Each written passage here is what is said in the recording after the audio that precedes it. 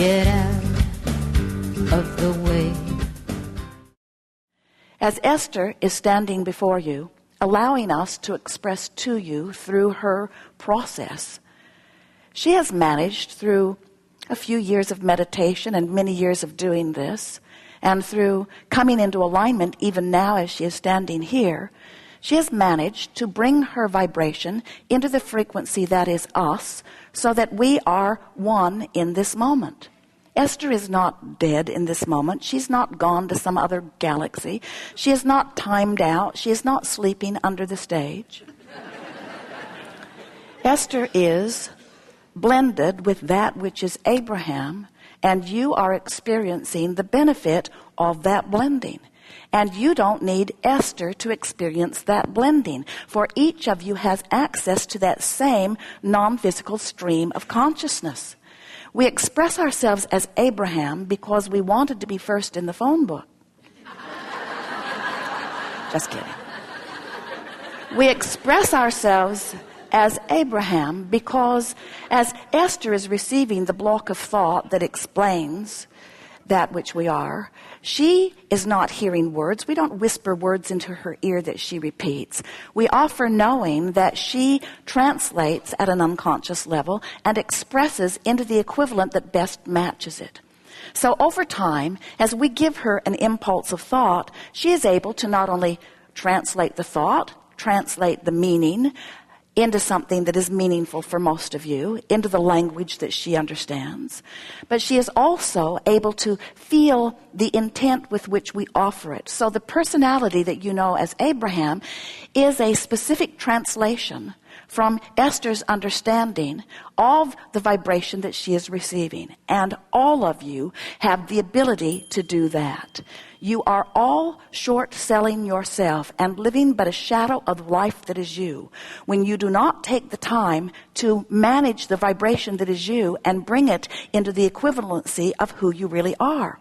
When you are in your most joyous moment, you are blended between you and you. When you are in your most irritated moment, you have separated yourself from who you are.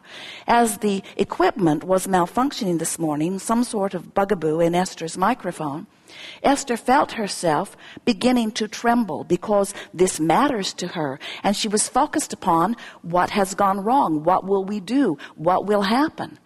And as Jerry and Karen and Mike sort of gather round, and Karen softly explains that there are about 15 different ways that they can make this work. It doesn't have to come through this one little cord. Esther's trembling stopped, and she began coming back into her body. And we want you to understand that every day, all day, you have those options. You can focus upon things that separate you from the confidence and the security that is you, or you can come back into alignment. There is nothing magical going on here other than a demonstration of practiced alignment with source energy, which all of you are doing and not doing, but few of you are doing deliberately. In the beginning of our interaction with Jerry and Esther, Jerry asked endless questions, still does. Now he's happy that you have added to the list of questions. There is nothing that we would rather do, and we are including those of us who are non-physically focused and that which is Jerry and Esther. There is nothing more satisfying in all of the universe for any of us than to be in an environment like this with you who have been living your lives, who are specifically focused upon the time-space reality in which you are living, who have been selecting and sifting through the data of life, and who have come to conclusions about what you want, who are here because you want to figure out effective, succinct, easy to understand and apply ways of closing the gap between the vibration that is the habit of thought that you've been thinking. It's what your beliefs are. Beliefs just a thought you keep thinking, and mostly you just keep thinking it. We love you very much because you're lazy. In other words, it is easier to think the same thought that you've been thinking. It is easier to go along with what others think. It is easier to believe in sickness in your environment today than to believe in wellness, because you are force-fed information constantly about the sickness of your body. Most of you, when you think of your long-range plans relative to health, you are envisioning and telling the story of tubes up your nose in the end. That can be the only reason that you are panicked over the idea of not having health care. Healthcare costs have gone through the roof. No one in their right mind or under normal conditions could begin to pay for what most of you believe is coming down the road. You do not, as humans, believe in the well-being of your physical bodies. And the reason that you don't believe in the well-being of your physical bodies is because you've trained yourself to look at what could go wrong, instead of reaching for the vibration of the source within you who knows that well-being is the order of your day. It is the order of the universe. It is the legacy that you have inherited. It is the promise of your future. It's who you are. Well-being is the dominant factor in all that is. Now, because you are free will beings, you have the ability to focus wherever you want. You can focus upon what is wanted or lack of it. You can make the best of something or the worst of something. You can worry and fret, or you can look for reasons to feel good. You can compliment people or criticize them.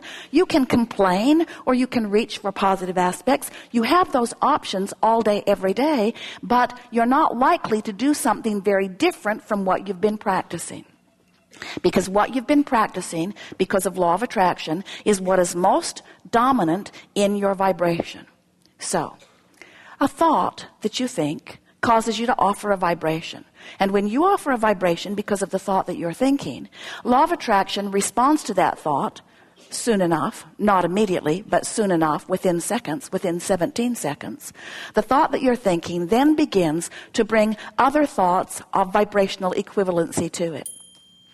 When you get focused upon a thought and you begin to let that thought be something that is often thought, a sort of chronic thought, the place you always go. You know how when somebody brings up that person you've never liked, and as soon as you hear the name or even think about that person in some way, you immediately go to your predecided, predetermined, well-practiced thought, chronic thought, belief about that person. And what we want you to begin to understand is you don't have to do that, nor is it a good idea to do that, because, bless your hearts, you've picked up all kinds of thoughts that serve you, but you've picked up all kinds of thoughts that don't serve you. So we want to help you to decipher this arena of thought and understand that there is a thought that you think that is just a thought that you think. It's not a very important thing. You're just thinking this thought, unless you think this thought a little longer. And as you think that thought a little longer, until another thought has joined it, and another, and another, and another, and another, soon this thought that you're thinking is not only a thought, it becomes a chronic thought, or you could say a dominant thought. Once you have trained yourself into a thought to the point that we are calling it dominant and you might call it belief, now law of attraction is responding to that. And you can't create outside of that vibrational patterning. You just can't do it. You can't practice thoughts and set up that vibrational patterning within yourself and expect law of attraction to make you the exception to law of attraction. Law of attraction is responding to how you think. And an easier way for you to hear it is law of attraction is responding to how you feel about everything. How you feel about everything is what you're living.